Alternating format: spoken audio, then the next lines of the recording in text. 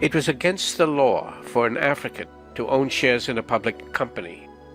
It was against the law for Africans to open a gas station, or a dry cleaners, or a bank, or a factory, even in the segregated African townships ringing the cities. Taxi businesses specializing in transporting township residents to their places of work were tolerated. There were small groceries, illegal drinking establishments, shebeens, in people's homes. But, according to a Minister of Native Affairs, for an African, quote, to trade in competition with white traders is not something which I am prepared to tolerate, unquote. The ANC had swept to power, promising a better life for all. Surely living conditions of the most burdened township residents would now improve. Clean water would be piped in. Bucket sanitation replaced by a cleaner method. Jobs organized for the long-term unemployed. Certainly the will was there, from Bbbee down through all levels of the ANC. But the will was one thing, the way another. To keep the ANC's promise made during the settlement negotiations to pay off all the former apartheid regime's debts and all pensions owed to its officials and officers, this alone would claim a good share of the budget. While to find sufficient money to help all victims of white domination by heavily taxing apartheid's beneficiaries would cause even more whites to leave the country, thus subtracting their skills and tax payments from the economy. To do nothing was impossible. How could ANC politicians continue to enjoy their new official salaries and perks unless the lives of at least part of their electorate got better?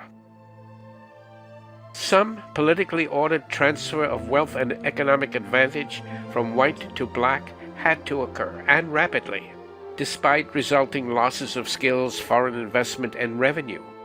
Work to create a black middle class was pressed first in the country's huge public sector. Public service accounts for more than 1 out of every 4 paychecks in South Africa. The goal was to achieve for 3 groups identified as having suffered most from unfair past discrimination, namely, black people, women, and people with disabilities. But there was a problem. When the change to black rule began, whites dominated the public sector. 98% of directors general and their deputies were white. Thousands even of unskilled jobs in the public sector were held by descendants of the former poor whites.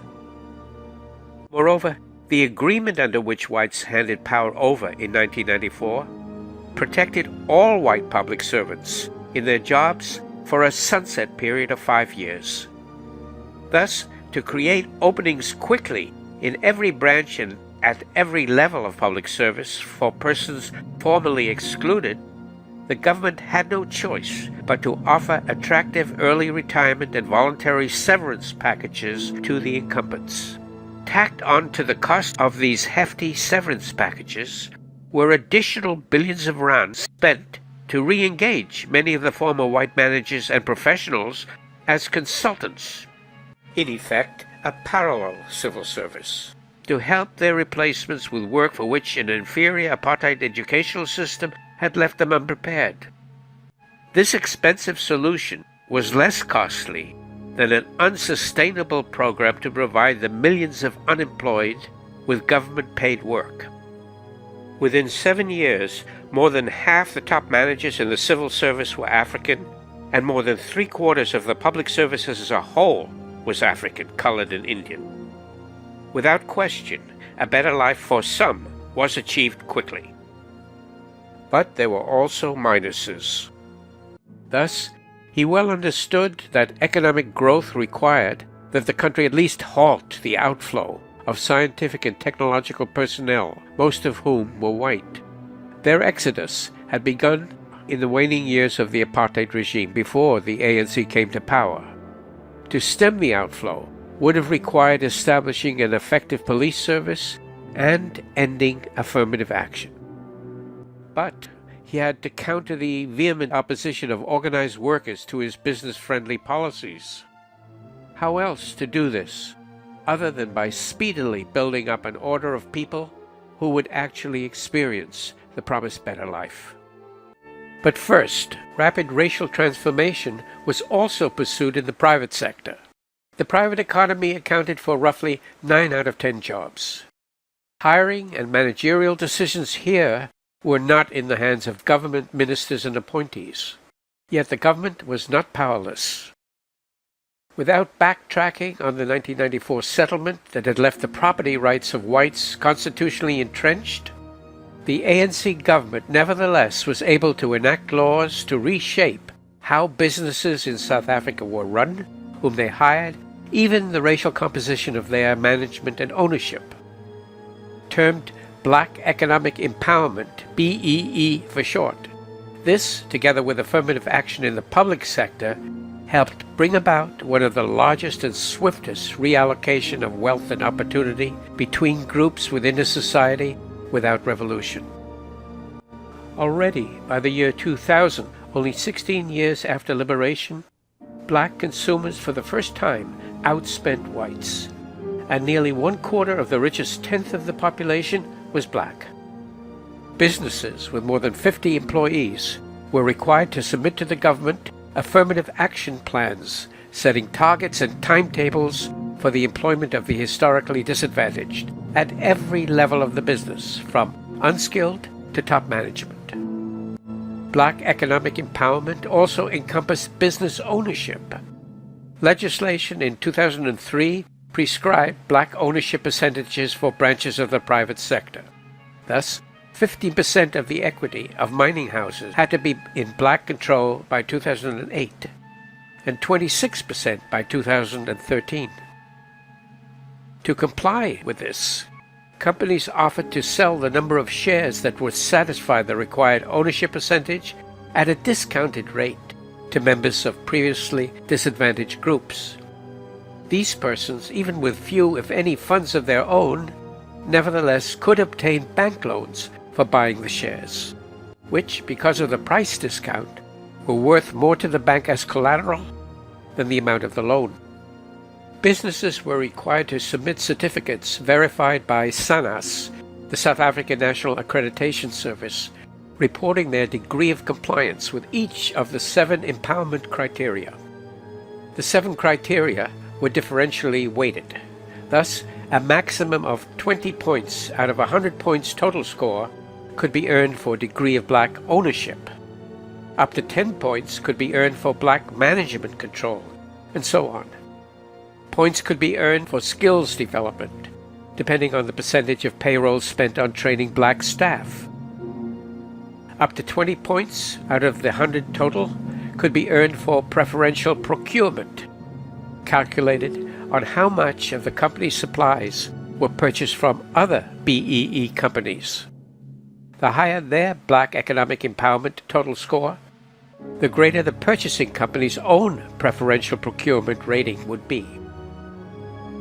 Up to 15 points could be earned for enterprise development, that is, providing technical and management training for free or at a discount to an emerging black-owned business. Up to 5 points could come from socio-economic development, that is, by paying the rent, telephone, or other overhead costs of an emerging black business, or providing it with accounting or legal services at cost or at a discount. This packaging company reported in 2010 that 50% of its shares were owned by black men and black women. On the left are its reported scores for each of the 7 elements, as against maximum possible scores on the right. The fact that nearly 1/3 of government spending, roughly $100 billion in 2008-9, were government purchases from private vendors, was a powerful incentive to achieve the highest possible BEE score, since this score could outweigh even a competitor's price advantage in the bidding for a government contract. Here, businessmen are attending a tendering workshop to study the nuts and bolts relationship between price bids and the Black Economic Empowerment Scorecard in government contracting. Did black economic empowerment depress businesses' bottom line? Certainly, businesses sold off some of their shares at below market value, made appointment and hiring decisions to conform to government policy, even took on the expenses of other businesses. But this was not entirely involuntary. It made business sense to develop a financial interest in the success of their businesses among well-connected Africans, especially high-level members of the African National Congress, by bringing them on board as part owners or as directors. Thus, 4 ANC members were appointed to the board of one of the country's largest engineering firms.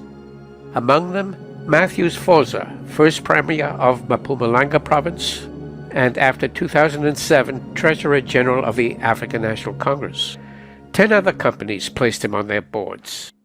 He assisted a formerly all-white Afrikaner law firm, Du Toit Smuts, to become fully compliant with black economic empowerment obligations, with the result that Du Toit Smuts and Matthews Fosa Incorporated, as it became known, grew into the biggest law firm in Mpumalanga Province. There are numerous other examples. 14 years before the first democratic election, no black directors served on any of the boards of companies listed on the Johannesburg Stock Exchange. 14 years after the beginning of majority rule, there was at least one black director on the boards of 64% of the listed companies. In addition to a few hundred well-connected, very wealthy black families, by 2008, there were nearly 3 million other men and women who were beneficiaries one way or another of the government's empowerment policies.